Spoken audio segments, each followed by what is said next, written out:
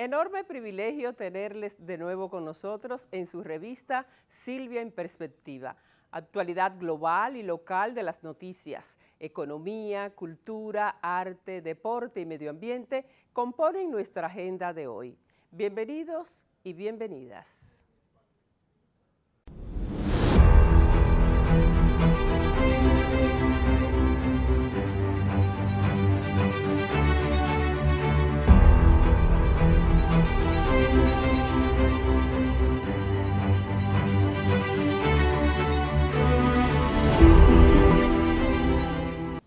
Tal y como les habíamos anunciado y prometido, tenemos con nosotros al diputado Manolo de Jesús Pichardo. Él es expresidente del Parlamento Centroamericano, actual diputado por el Estado de la República Dominicana y presidente de la Conferencia Permanente de Partidos Políticos de América Latina, COPAL. Así es que le damos la bienvenida a Manolo. Manolo. Gracias, Silvia. Buenas tardes. Por invitarme a conversar contigo aquí. No, el placer es para nosotros y saber también que te sacamos de una agenda bien apretada que tienes ahora ocupando la presidencia de un organismo como lo es la COPAL. ¿Cómo te sientes, Manolo? Bien, como dices, un poco cargado de cosas. Muchos compromisos a nivel de toda la región, porque le hemos impregnado un poquitito de dinamismo a la COPAL, la hemos sacudido un poco. Yo creo que tú conoces mi ritmo de trabajo. Estás que te montas y te desmontas inmediatamente a un avión. Es cierto, o sea, vengo de pasada. Llegaste anoche, ya te vas. República Dominicana, así es, vengo de pasada, me voy y, en fin, una serie de compromisos porque yo pienso que la región está sometida ahora mismo a una serie de situaciones, de crisis, ¿verdad?, de retroceso en algunos casos de la democracia, golpes blandos, cosas. Entonces, en eso nosotros tenemos un compromiso, ¿no?, con el tema de velar por los procesos democráticos en la región. Correcto. Y en ese sentido tenemos que acompañar a nuestras organizaciones, a las organizaciones que son miembros de esta entidad, que son 64 partidos. 64 partidos de Latinoamérica. Sí, así es, de 34 países de América Latina y el Caribe. Es la organización más grande de nuestra región. Sí. Y bueno, y eso evidentemente que te genera una carga de trabajo a la que tiene que responder. Incluso de un país hay varios partidos en la COPAL, ¿verdad? Por supuesto, sí. Bueno, en el caso de República Dominicana tenemos al país, al partido que fue fundador, que es el Partido Revolucionario Dominicano, sí, del que Peña Gómez fue uno de sus líderes fundadores, sí, en el 1979 en Oaxaca, México. Y luego entonces ingresa el Partido de la Liberación Dominicana, luego posteriormente ingresa el PRSD, que fundó Atuey de Camps, y más recientemente está el Bloque Institucional Socialdemócrata. Está pendiente porque no pudo darse la solicitud de ingreso, sí, y no se pudo dar la solicitud de ingreso del PRM.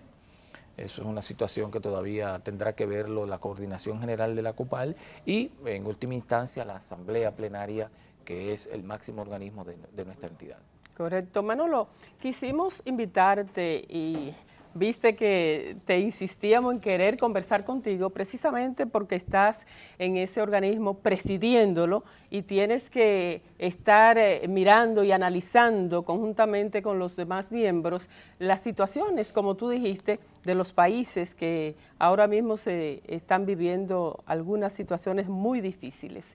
La situación económica, política y social de Venezuela, ¿qué opinión te merece? Mira, es muy delicada. Pero pienso que la gente analiza la situación venezolana y lo toma por las ramas. Lo de Venezuela es un poco más complicado. Es más simple que hablar del régimen de Maduro, del régimen chavista. Lo que pasa con Venezuela, eso lo viene arrastrando desde hace muchos años. El tema es que Venezuela vive de la renta petrolera desde hace 70 años. Desmontaron toda la diversidad productiva para enfocarse solamente en el petróleo. Y resulta que vivieron toda la vida del petróleo. incluso las exportaciones de Venezuela, más del 95% es petróleo. Sí, claro. Entonces, en una situación como esa, tú teniendo un precio del barril del petróleo en 140 y de repente te baja a 23, obviamente que la economía se te tiene que derrumbar. Y todo lo que Pero hizo... ha tocado fondo. Manuel. Claro. Ha tocado fondo. Por supuesto, hay una crisis ahora mismo política en Venezuela. O sea, porque ¿qué es lo que pasa? Hay un tema de desabastecimiento. Tiene que haber desabastecimiento porque si tú exportas, o sea, tu exportación un 90% dependen del petróleo y tú tienes un precio a más de 100 y te baja a menos de 30, las divisas que te entraban ya no la tienes para comprar todo lo demás que siempre importaste. Entonces, eso genera una situación de desabastecimiento y eso genera también una situación de desesperación en la población. Claro. Ahora bien, yo lo que digo es, ¿cuál es la salida que debe buscarse la Venezuela? ¿Es la violencia callejera? No. Nosotros, como COPAL, estamos apoyando la comisión que creó la UNASUR para generar un diálogo entre el gobierno y la oposición que están reunidos en la MUD.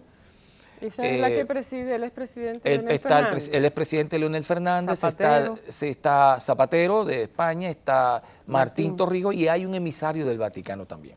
¿A qué están jugando? Al diálogo. Un diálogo político, pero un diálogo que toque lo económico. Porque yo siempre digo, si la economía va bien, la política va bien y la economía va mal. Entonces el diálogo tiene que abordar lo económico. Venezuela tiene que diversificar su matriz productiva. Venezuela no puede seguir viviendo del petróleo, porque Venezuela cada vez que hay una situación de crisis petrolera, o sea, de desplome de los precios del petróleo, se ve en situación como esta. Ya lo ha vivido antes, lo está viviendo ahora. Ahora se habían vivido situación, porque la verdad que hemos visto, por ejemplo, y hemos hablado con algunos venezolanos y venezolanas, y están al borde, dicen ellos, de la desesperación por el Al borde no, están desesperados. Están desesperados por el desabastecimiento, por la medicina. Por supuesto. O sea, dicen que no encuentran absolutamente nada. Pero lo que pasa, Silvia, es que... Y la represión en las calles, los presos políticos. Bueno, mira, Silvia, con relación sobre los presos políticos, yo tengo una idea diferente y tenemos una idea diferente con relación a la represión. O sea, mira, lo que ocurre es que el Estado tiene que proteger la propiedad pública y privada. Y yo creo, a mi entender, de que la oposición no está manejando el tema de la confrontación como debe manejarla. La confrontación debe ser en el ámbito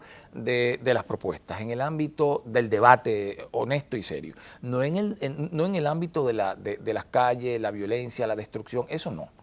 Porque eso ¿a qué lleva? O sea, tú no puedes destruir una propiedad que es de todos.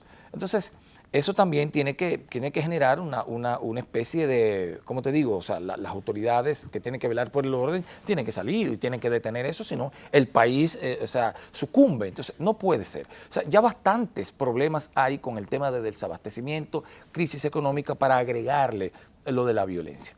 Yo sé que hay una situación de desesperación. Ahora bien, todos están desesperados. Maduro no ha podido gobernar. En 3 años no ha podido gobernar. Entonces, y la oposición no ha salido a las calles. Entonces, en medio de eso, nosotros entendemos que hay que seguir apostando al diálogo. Ahora salieron oposición y gobierno a las calles. Sí, están en las calles enfrentados. Entonces, ¿qué puede haber? ¿Una guerra civil? Vamos a provocar una guerra civil. Casi hay una guerra civil en Venezuela. Entonces, hay que tener mucho cuidado con ese tema. Yo creo, y además hay también organismos que están desempeñando un papel, yo diría que imprudente. La OEA, con sus secretarios, está jugando un papel lastimoso, triste, de asumir una posición de un bando, cuando debió estar tratando de mediar. Ese debe ser el papel de la OEA. Y no amenazando. Y la Carta Democrática que han tratando de aplicar la Carta Democrática. Bueno, porque te voy a decir lo siguiente, yo aquí quiero ser franco. Lo que pasa es que Almagro tiene una agenda que no la define él ni la definen los países de América Latina. ¿Quién la define? No, el Departamento de Estado es que define la agenda que lleva Almagro. ¿Estados Unidos? Sí.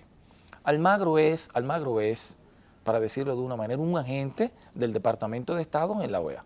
Bueno, la mayoría de los secretarios generales de la OEA siempre fueron empleados del Departamento de Estado.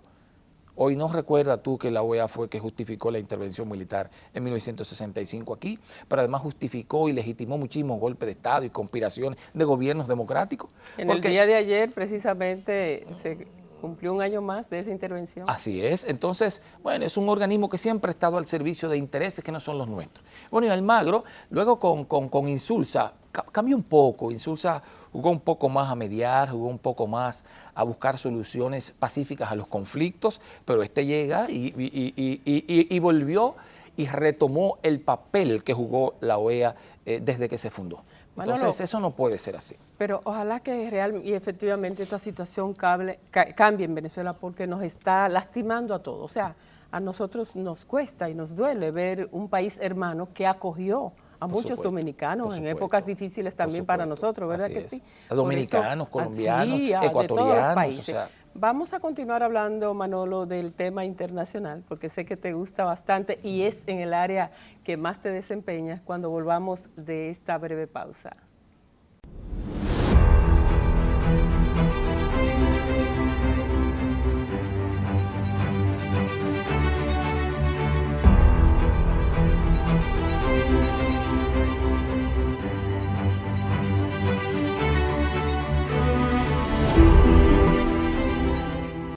Continuamos conversando con el diputado y presidente de la COPAL, Manolo Pichardo.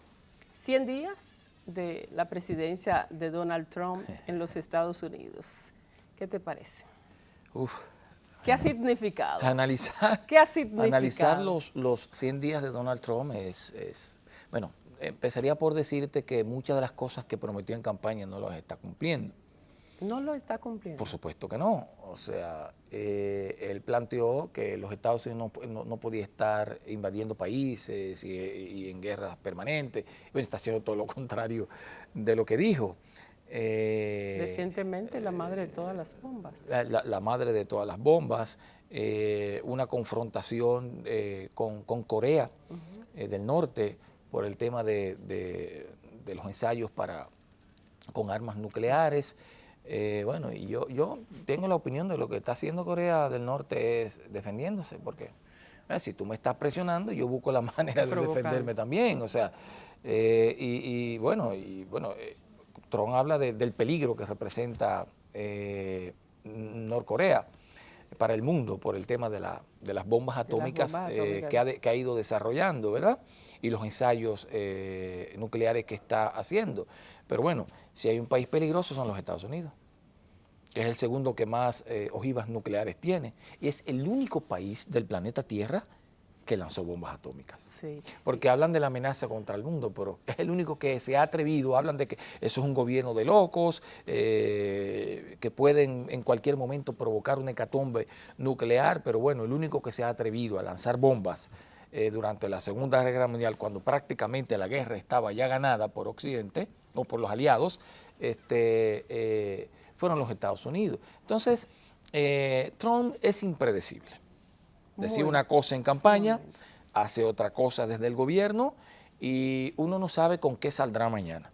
Lo cierto es que Donald Trump hoy por hoy es el presidente, yo creo que más impopular de toda la historia, según algunas Nunca habíamos visto mediciones. Subir un presidente y hacerle tantas En 100 días se ha convertido en el presidente más impopular. O sea, no hubo luna de miel entre los electores o el pueblo estadounidense y el nuevo presidente. Los 100 días que normalmente se da a todos los gobiernos.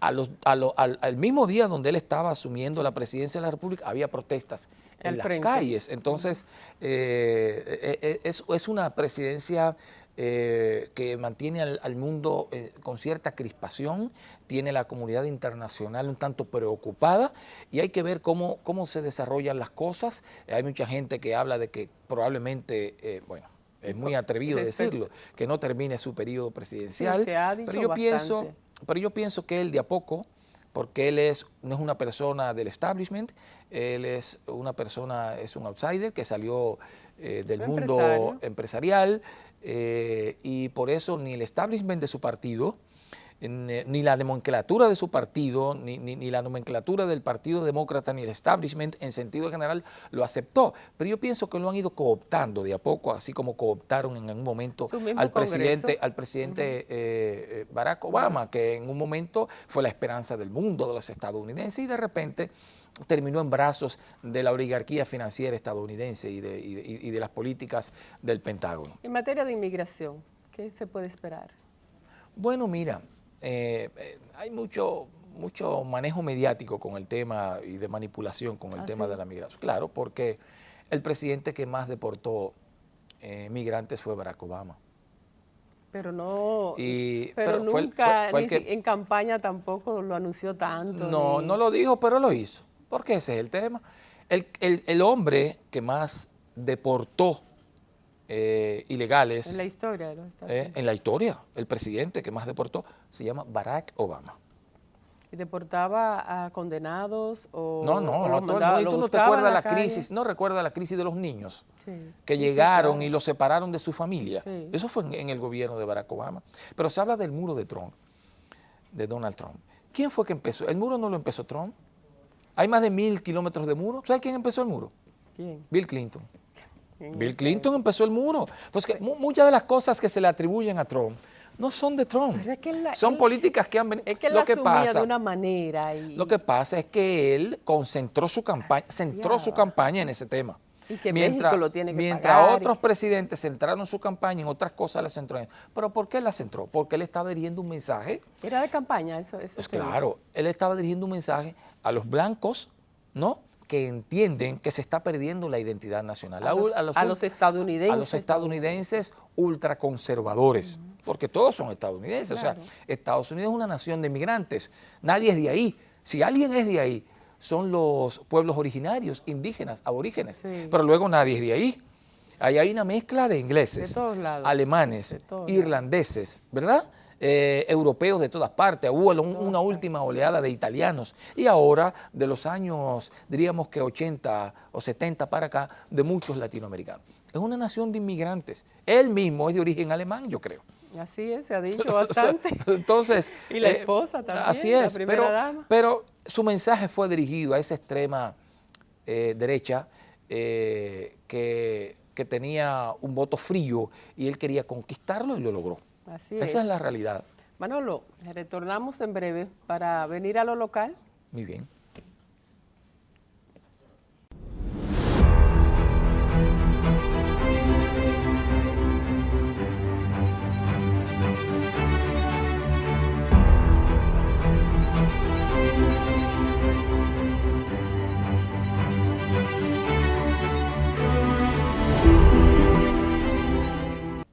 Manolo, el gobierno dominicano ha rechazado categóricamente que República Dominicana aparezca en la lista negra de la Comisión Interamericana de Derechos Humanos. Precisamente en el día de ayer, conjuntamente con otros países, ha sido colocada la República Dominicana en esa lista negra. ¿Qué te parece? ¿Y por qué nosotros nos ponen en una lista negra? Que estamos violando. ¿Y qué es lo que viola? Que estamos violando los derechos humanos de las personas. De los derechos de los extranjeros y esas cosas. Pero no hay un pueblo más solidario que el dominicano. El dominicano acoge a todo el mundo. Nosotros tenemos una presión, por ejemplo, del hermano país de Haití. Una presión migratoria que es insoportable para un país pequeño y pobre como el dominicano. Porque el drama que se vive en Haití no le deja alternativa a los ciudadanos y ciudadanas de ese país. No pueden irse a Puerto Rico, porque en el canal de la Mona los devuelven los marines de Estados Unidos, ¿no? Los guardacostas de Estados Unidos. No se pueden ir a Miami porque los guardacostas estadounidenses, que son los que están detrás de esas acusaciones, los devuelven. No se pueden ir a las islas del Caribe, que uno de los presidentes de esas pequeñas islas del Caribe acusó a la República Dominicana de violar los derechos de los haitianos, porque allá no duran 24 horas, porque los devuelven a Haití. Eso, que lo están defendiendo a ellos. No llegan a entrar. No entran, los devuelven. Aquí vienen, trabajan con nosotros, se mezclan con nosotros. Son el 90% de los trabajadores que trabajan en el área de la construcción. Son cerca del 70% de los trabajadores agrícolas. ¿Se le atienden en los hospitales? Se le atienden en los hospitales. Es más, hay hospitales de la República Dominicana, sobre todo en la frontera, que el 80% de los pacientes, de los internos, son haitianos. Así es. Nosotros destinamos el 30% del presupuesto en salud a atender a los hermanos haitianos. Un gesto de solidaridad ante un pueblo que está sufriendo un drama humano, ¿verdad? Que merece la solidaridad del mundo. Pero no es así. O sea, el mundo lo ha abandonado. Lo que ocurre es lo siguiente. Oye, ¿por dónde anda esto? Lo que pasa es que tenemos esa presión migratoria que ya es insostenible para la economía de la República Dominicana. Pero ellos quieren que siga habiendo más migración. Porque ellos quieren que el problema haitiano lo resuelva un país pobre como la República Dominicana. ¿Quiénes son ellos? Bueno, ¿quiénes? Las grandes potencias. Los Estados Unidos, que financian muchas de esas ONG que hablan de violación a los derechos humanos, ¿verdad? Aquí en la República Dominicana. Muchas de esas ONG que paga la USAID y que pagan los Estados Unidos para que hagan campañas aquí internacional contra la República Dominicana, el país más solidario con Haití, porque ellos quieren que nosotros resolvamos, nosotros solitos, el problema de Haití. Cuando el terremoto haitiano, hubo una cantidad de promesas de ayuda de muchos de los gobiernos del mundo a Haití, y no llegaron nunca. Pero la solidaridad dominicana siempre estuvo abriendo los hospitales para atender a los heridos, estuvo llevando alimentos allá, y todo lo que hemos hecho sin tragedias, sin crisis, o sea, sin crisis de esa naturaleza, de la que se provocó después del terremoto, además de los huracanes cuando llegan, que arrasan por toda la situación de pobreza que hay allí, los acogemos. Y los acogemos en situaciones de normalidad también. Siempre ha sido así. Y entonces, Manolo, ¿qué debe hacer el gobierno dominicano? ¿Simplemente pronunciarse categóricamente o puede ejercer alguna acción contra esta lista, contra esta colocación de la República Dominicana en esa lista? Mira, esa Comisión de los Derechos Humanos, muchas de esas comisiones de derechos humanos tienen sesgos discriminatorios contra países. Porque yo te voy a decir una cosa. ¿Dónde están las condenas a la violación de los derechos humanos en los Estados Unidos? No la vemos.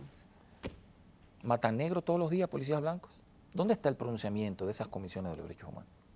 ¿Se ha pronunciado? ¿Las cárceles están llenas de negros? ¿En términos proporcionales son más que los blancos? Sí. ¿Y los latinos también, los presos latinos son en términos proporcionales más que los blancos? ¿Dónde está la Comisión de los Derechos Humanos que no habla de los Estados Unidos? No, porque responden a la agenda internacional de esos países poderosos. Esa es la realidad. Y quieren esos países, que son los que pueden resolver los problemas, porque son ricos, ¿no? Y tienen dinero que les sobra para ir en auxilio de Haití. Pero no lo hacen. Pero no lo hacen porque quieren que nosotros resolvamos el problema de una nación que, podríamos decirlo, aunque parezca duro, parece inviable. Es un Estado fallido, parece inviable. Entonces, ante la inviabilidad... A nosotros nos conviene que Haití esté bien. Por supuesto que sí. Ante la inviabilidad de la nación, quieren que nosotros resolvamos el problema. No podemos resolverlo. Es materialmente imposible que la República Dominicana resuelva ese problema. Nosotros tenemos un país pobre tenemos un Producto Interno Bruto de ¿cuánto? De 70.000 millones de dólares, ¿verdad? Producto Interno Bruto. Nosotros somos 10 millones de habitantes. Haití tiene un Producto Interno Bruto de ¿cuánto? De 5. Bueno, no 5, de 5 y pico, no sé cuántos son. Entonces, si nosotros unificamos el Producto Interno Bruto de 70.000 con aquello, diríamos, qué bien, son 75, 76, 78, pero entonces tú tienes que unificarlo también con los 10 millones que hay, entonces seríamos, ¿tú sabes cuánto? 20 millones de gente para repartirnos el Producto Interno Bruto de 75 millones. Realmente inviable. No es posible, o sea, no podemos cargar con eso. Entonces, Haití merece una solución, ¿verdad?, de la comunidad internacional. Es un drama humano, es un pueblo que está sufriendo, pero República Dominicana no puede resolver el problema de sufrimiento de ese pueblo y de la inviabilidad como nación que se ve en ese país. De acuerdo en eso, Manolo, estamos nosotros. Mira, Consejo Nacional de la Magistratura, ¿ha sido convocado? ¿Qué pasará? Bueno, mira, Nuevos jueces van yo oigo muchas críticas de que el presidente ha convocado, pero el presidente tiene derecho a convocarlo. Sí, O sea, el que manda. está entre sus facultades. Sí. Hablan de que nosotros... Es lo que manda, que el presidente es que lo convoca. Nosotros, la coalición de partidos, ¿verdad?, que gobierna, tiene el control de todos los poderes y en fin y todo. Bueno, pero nosotros no tenemos la culpa de que la gente vote por nosotros. Hoy si la gente va a rechazar. Y si la gente nos da la mayoría en el Senado, le vamos a decir, no voten por nosotros en el Senado. Si nos da la mayoría en la Cámara de Diputados, bueno, pero es el pueblo dominicano. O sea, lo que se expresa en eso es la voluntad del pueblo dominicano. ¿Quién va a un porque mira, todos los partidos fuimos a un proceso electoral con las mismas reglas de juego, pero votaron por nosotros. Bueno, votaron por nosotros porque quizás hemos hecho un gobierno con el que la gente está satisfecha. No hace daño tanto poder, Manolo. Vendimos mejor el mensaje. No hace daño quizás, tanto poder, una sola coalición. Pero el problema es que tú no puedes despreciar el poder, porque tú no puedes decir, si te eligen a ti, por ejemplo, tú eres diputado para la CEN, sí, y la coalición porque tú fuiste mayoría, tú vas a decir, no, yo no quiero eso, porque yo estoy en mayoría, yo renuncio para que se lo den a la oposición. Eso ¿Tú no lo se vas a ve. hacer? No, eso no se No, ve. porque entonces... Hay que ser realista. No, porque entonces también tú estás burlando la voluntad popular. Hoy si el pueblo votó por ti, ¿tú te vas a negar al mandato que te dio el pueblo de que lo representes? No, entonces es una expresión de la voluntad popular. Yo lo que le pido a los amigos que están en la oposición es que en el próximo proceso electoral trabajen para que conquisten el corazón de los electores. Dicen que en la conformación de las altas cortes, ahora que el presidente ha convocado el Consejo Nacional de la Magistratura, se esperan que hayan cambios, puesto que se oye que los representantes, los magistrados de esas altas cortes obedecen a una línea política del expresidente Leonel Fernández y que ahora el presidente Danilo quiere hacer. ¿Cómo es? No. Esos son murmullos. Eso no es así, o sea, yo creo que ahí hay muchos jueces honorables. Yo creo que sí también. Independientes. Es muy difícil ser apolítico. Nadie es apolítico. No, o sea, eso es muy difícil. O sea, la gente tiene sus simpatías, sus inclinaciones, eso es normal, que pueden variar también. Y en eso, bueno, eso es un derecho incluso humano. O sea, ¿cómo tú le niegas a una gente que simpatice o no simpatice con alguien? Eso se puede dar. Ahora, de que son jueces honorables, lo son. Y habría que ver cuál es la dinámica de escogencia, habría que ver cuál es la participación, la presión de los partidos políticos de oposición, de los sectores de la sociedad civil, en fin, porque mucha gente va a intervenir y va a presionar para que haya gente. ¿Por qué tú crees que los sectores de la sociedad civil presionan? Porque quieren gente que responda a sus intereses. Claro, es correcto, por favor. Entonces ese es el punto. Eso es un... ¿cómo se llama? Una especie de tirijada, a ver quién saca más provecho en términos de que a quién yo coloco, de que me corresponde y eso se da, pero se da en República Dominicana y se da en todas partes. Pondré un ejemplo.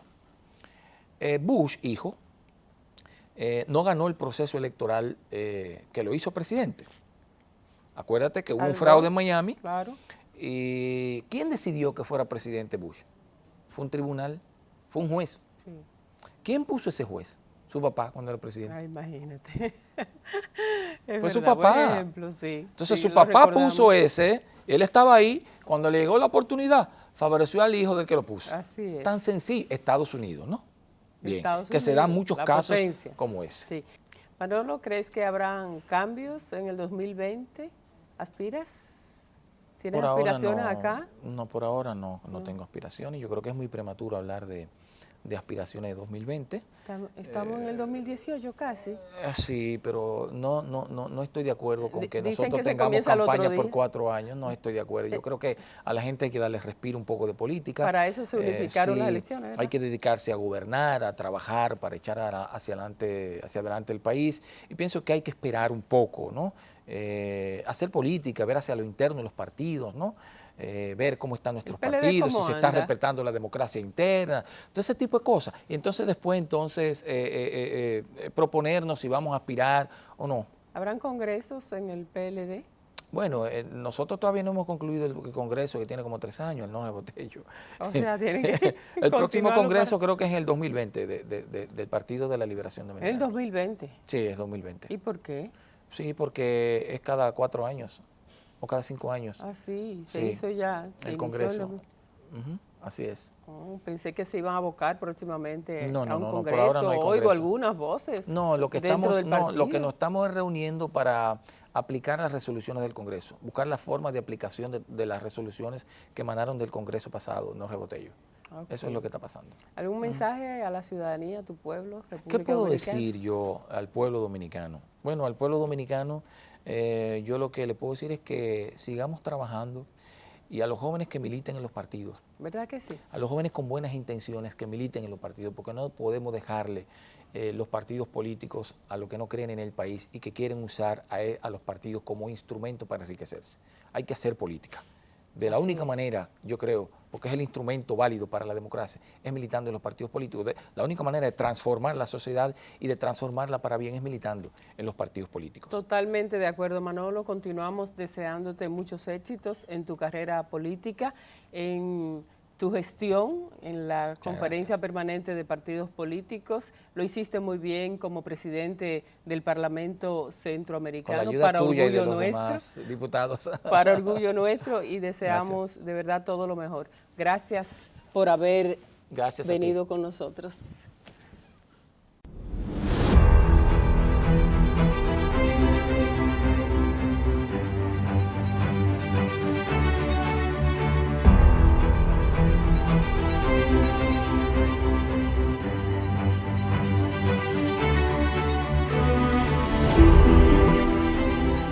El gobierno dominicano rechazó categóricamente el informe anual de la Comisión Interamericana de los Derechos Humanos, que coloca a la República Dominicana en la lista negra de los países donde se violan los derechos humanos. El portavoz de la presidencia, Roberto Rodríguez Marchena, definió como un fastidio que ese órgano autónomo de la Organización de Estados Americanos, OEA, siga colocando al país como uno de los países que violan los derechos humanos de las personas. El director del programa ampliado de inmunizaciones, doctor Zacarías Garib, aseguró que el comunicado emitido por el Arzobispado de Santo Domingo ayudó a quitar el bloqueo que algunos sectores habían puesto a la jornada de vacunación para niñas de 9 y 10 años contra el virus del papiloma humano. Aseguró que constituyó un espaldarazo el llamado del Arzobispado de Santo Domingo, entidad que motivó la jornada de vacunación contra las 2 cepas del virus que aportan el cáncer cérvico-uterino, enfermedad transmitida por el virus del papiloma humano y que se transmite de hombre a mujer. 39 acueductos del país que son operados por el Instituto Nacional de Aguas Potables y Alcantarillados, INAPA, están fuera de servicio por turbidez del agua, averías y falta de energía eléctrica como consecuencia de las recientes inundaciones. La información la dio el organismo a través de su Departamento de Relaciones Públicas, que agregó que para el chequeo de algunos acueductos, las brigadas están a la espera de que bajen las aguas. Dijo que los acueductos que están fuera de servicio desde el 18, 19 y 20 de este mes son los de Río San Juan, El Pozo, Los Limones, Cebicos y El Factor, por inundaciones de los ríos San Juan, Nigua, Cebicos y El Factor. La ballena azul es un peligroso juego de internet que consiste en cumplir retos o tareas durante 50 días, desafiando a niños y adolescentes, donde el concursante al llegar al final de la jugada se quita la vida. Las primeras víctimas mortales se registraron en Rusia y en los últimos días se han estado reportando patrones similares en distintas partes del mundo, ya que difunde a través de Internet y de las redes sociales. Dentro de los retos están levantarse de madrugada y pasar 24 horas seguidas viendo películas de terror, cortarse el brazo con una navaja o subir y acercarse al borde de un precipicio. La última consiste en tirarse al vacío desde un balcón para suicidarse. Estas acciones deben ser comprobadas haciendo fotos, grabarse en la piel letras o dibujos como uno que represente una ballena azul. Los participantes tienden a ser depresivos y se resisten a abandonar el desafío por las amenazas que reciben de los administradores. Hasta el momento, se conoce que 130 jóvenes han perdido la vida por causa de este juego, reveló la Policía Nacional. Ballena Azul, República Dominicana. La Policía Nacional advirtió evitar aceptar invitaciones relacionadas a este reto e informar a la institución con respecto a los perfiles que promueven este acto a través de Facebook. Veamos este video.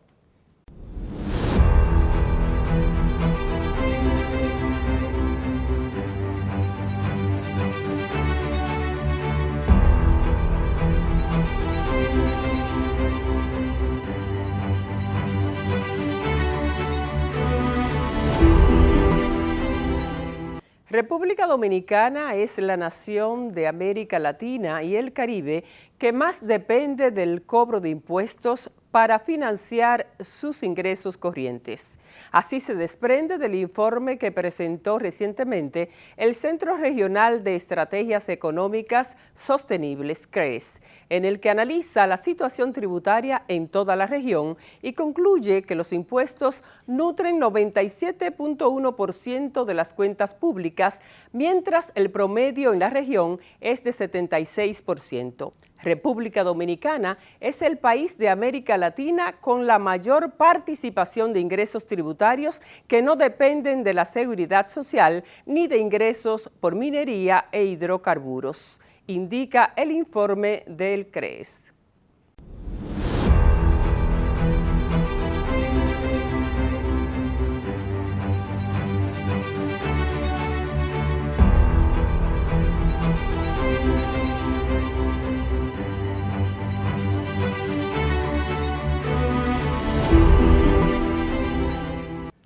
Desde Washington colocan a Cuba, Venezuela y la República Dominicana en la lista negra de la Comisión Interamericana de Derechos Humanos, según el informe anual de 2016 que publicó ayer ese organismo autónomo de la Organización de Estados Americanos, OEA.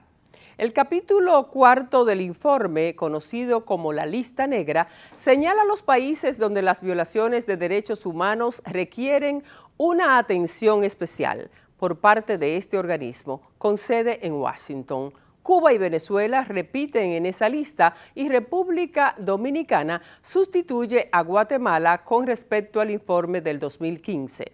Respecto a la República Dominicana, la Comisión Interamericana de Derechos Humanos alerta de la persistencia de la discriminación racial estructural contra personas de ascendencia haitiana o percibidas como tales, lo cual ha impactado particularmente en el reconocimiento de la nacionalidad, deportaciones, expulsiones, operativos migratorios y expulsiones colectivas. El secretario general de la Organización de Estados Americanos, OEA, Luis Almagro, dijo que las dictaduras no caen por sí solas, sino a partir del desarrollo de dinámicas internas y de la presión regional, para defender la aplicación de la Carta Democrática de ese organismo a Venezuela. Las dictaduras no caen por sí solas, sino a partir del desarrollo de dinámicas internas y de la presión regional basada en los principios de la OEA. Todos los episodios dictatoriales que se han trabajado en este marco de principios han llevado al único camino para dejar atrás una dictadura: elecciones. Almagro abrió en la OEA el debate sobre la aplicación de la Carta Democrática a Venezuela, un instrumento jurídico de la organización que tiene como última consecuencia la suspensión de un Estado miembro.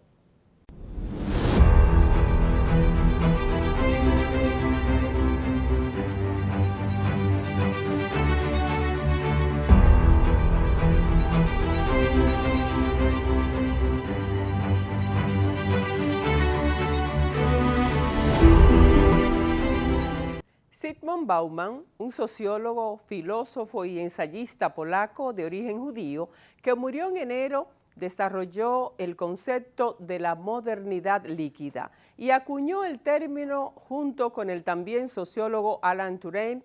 Bauman recibió el Premio Príncipe de Asturias de Comunicación y Humanidades 2010. Una mirada a su propuesta. Veamos.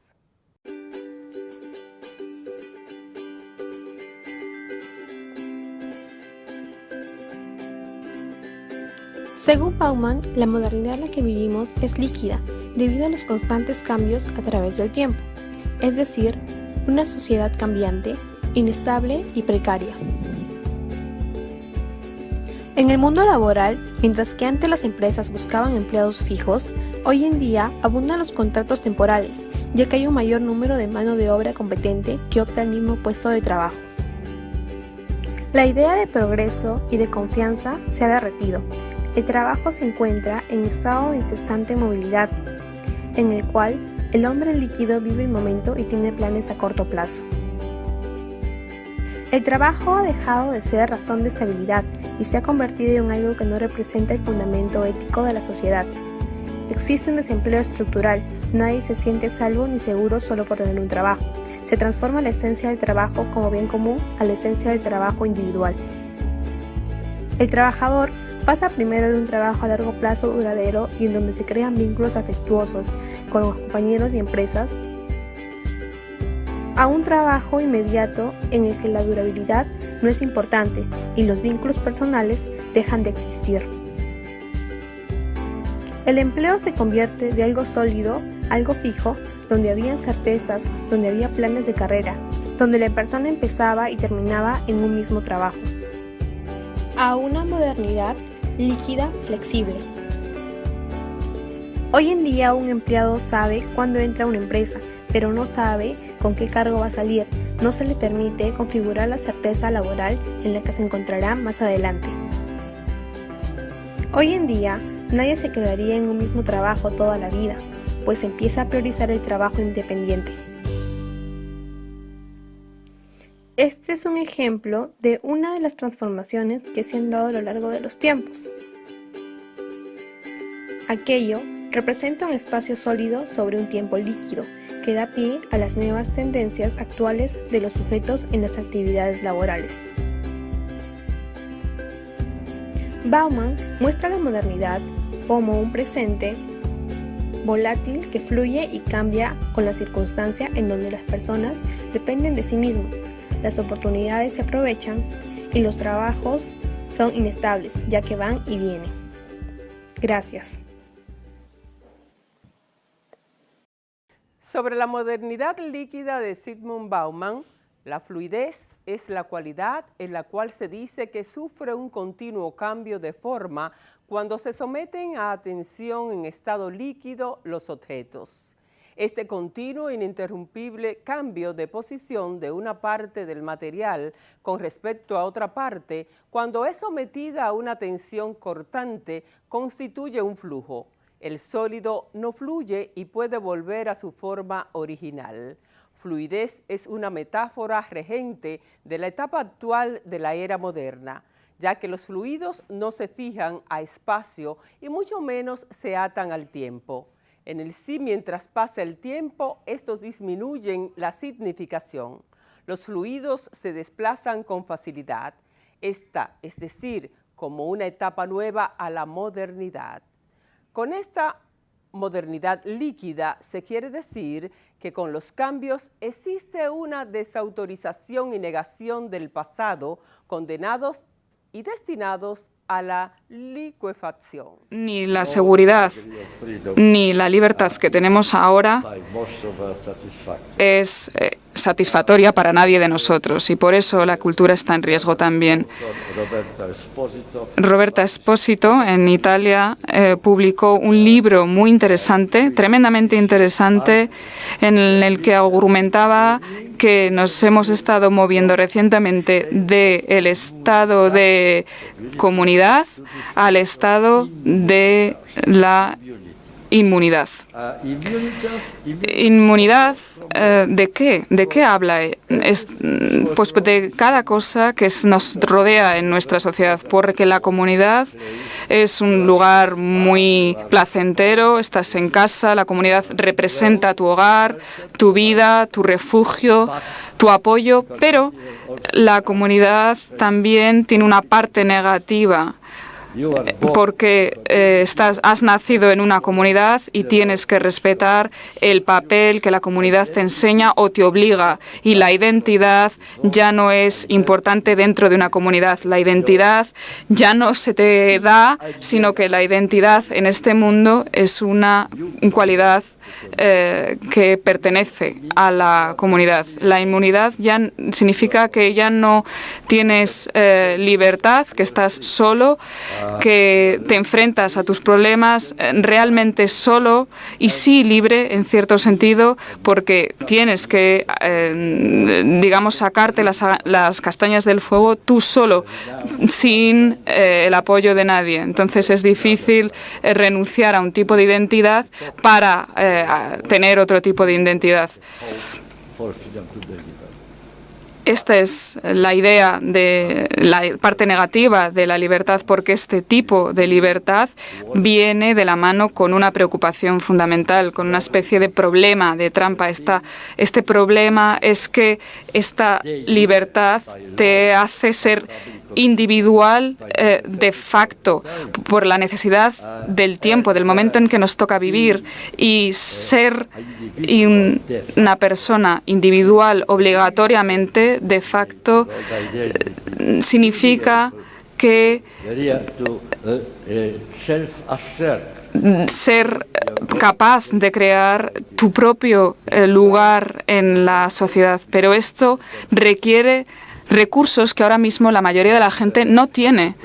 Por eso sugiero, o mi idea en este sentido, es que lejos de que la historia se represente como una línea recta, y la historia se puede mirar como un péndulo que va de un momento a otro o de una situación a otra.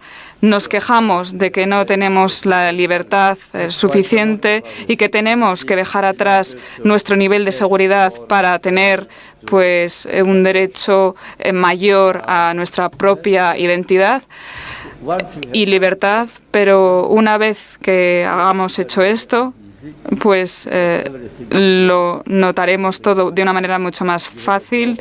Todo es líquido, todo es fluido. Tendremos un trabajo hoy, pero quizá mañana no lo tengamos. Vamos a pasar muchos años trabajando, contribuyendo a la compañía, pero quizá esta compañía sea vendida y nosotros nos quedemos en el paro, porque la austeridad lo que hace es recortar trabajos, y esto puede ocurrir, esto puede ser una realidad. Los vínculos entre las personas, como amigos, la pareja, los amigos, también son fluidos sin darnos cuenta. No estamos rodeados de límites aparentemente. Es positivo porque tenemos libertad, no hay límites, no hay restricciones que nos obliguen a tener una relación que no nos gusta. Pero por otro lado, y esto es mi opinión, estamos ante un estado de miedo constante, porque si mi compañero o compañera me dice que ya es suficiente, yo voy a perder lo que quiero y lo que he tenido y he mantenido durante mucho tiempo. Por eso, este término de la inmunidad viene de la mano de un precio que tenemos que pagar.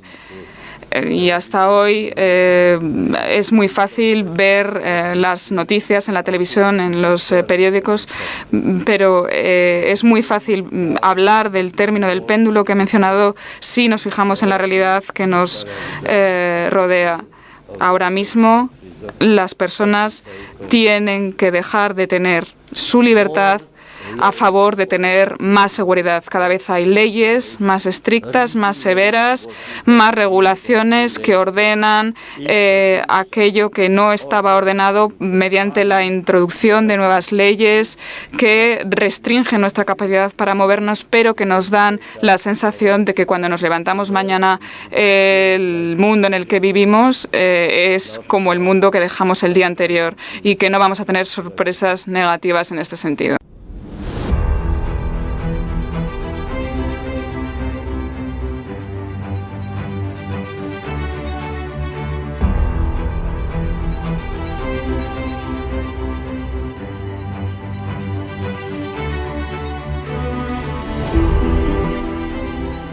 La Asociación de Industriales de la República Dominicana celebró un encuentro sobre el tema de los residuos sólidos. Veamos.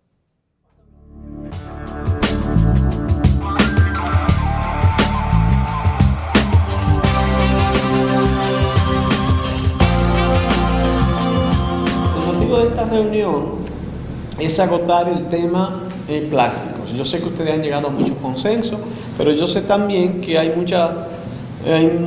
otras propuestas dentro del Congreso que están generando algún tipo de contradicción y nosotros queríamos aquí unificar un poco criterios a los fines de que podamos consensuar dentro de otras esferas gubernamentales y congresionales ya una posición definitiva sobre el tema de los plásticos. El argumento que presentamos es que más que un proyecto de ley que prohibiera los residuos, lo que teníamos que pensar era en una cultura de basura cero. Lo que andamos buscando es precisamente llegar al Congreso con el mayor grado de consenso posible para que pueda el proyecto de ley hacerse realidad en el menor tiempo posible.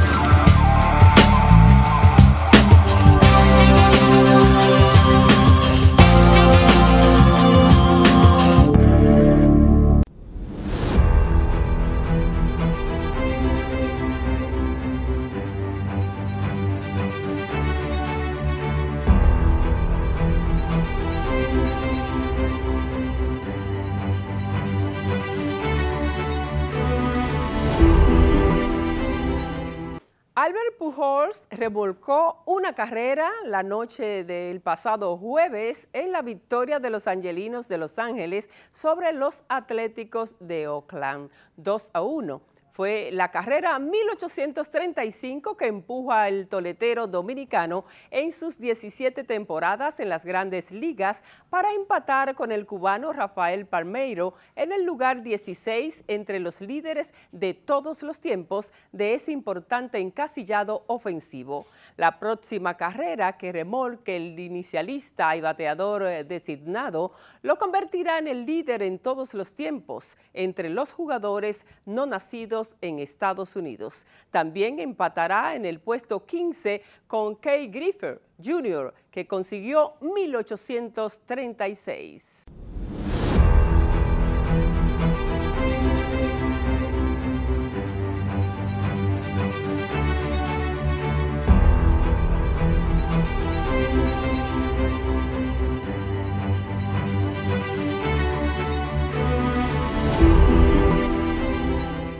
Tesla, el constructor automovilístico de autos eléctricos, ha confirmado que instalará sus primeras tiendas irlandesas y sus primeros puntos de recarga de Supercharger en Irlanda en 2017.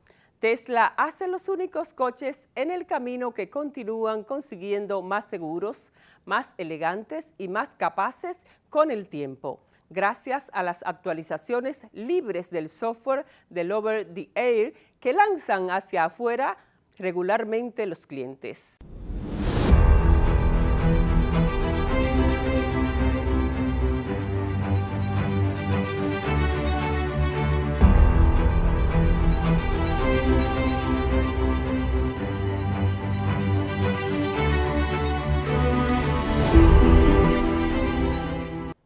Gracias por el honor que nos conceden cada semana de compartir con nosotros y disfrutar el contenido que con gusto les ofrecemos. Hasta la próxima entrega de Producciones Noa Noa, Silvia en Perspectiva. Pásenla muy bien.